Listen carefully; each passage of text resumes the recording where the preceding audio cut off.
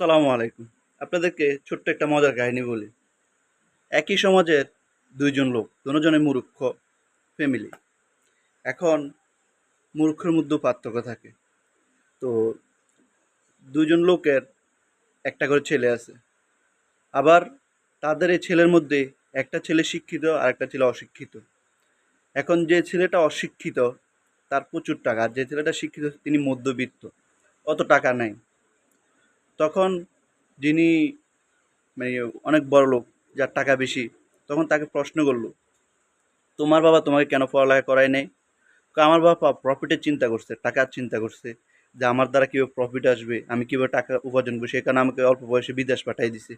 আর দ্বিতীয় যে শিক্ষিত ছেলে, তাকে যখন প্রশ্ন করছে, সে চিন্তা করছে যে আমার বাবা চিন্তা করছে যে আমার নিজের কাজটা যেন আমি নিজে করতে পারি, আমার কাজটা যেন আরেকজনে করতে না হয়। তখন প্রথম ছেলেকে জিজ্ঞেস করলো, আচ্ছা তুমি যে কাজগুলা করো, যে সকল কাজগুলো তুমি করো, সেই কাজগুলা কে করে বা তুমি কিভাবে করো? আমি মানুষ দিয়ে টাকা দিয়ে করাই, টাকা ছাড়া তো আর আমার কাজগুলো কে করে না, আর আমি অত কিছু বুঝিও না। আর শিক্ষিত ছেলেকে যখন জিজ্ঞেস করলো যে তুমি কি করো, তখন সে বলল আমার নিজের কাজটা আমি নিজেই করি, কারণ আমি কারোর টাকা খাওয়াইয়া কাজ করতে চাই না। সো তাদের মধ্যে পার্থক্যটা বুঝে নেন।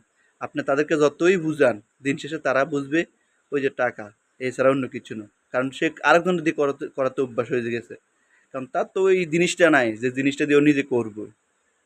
এটাই হচ্ছে আমাদের বর্তমান সমাজের অবস্থা।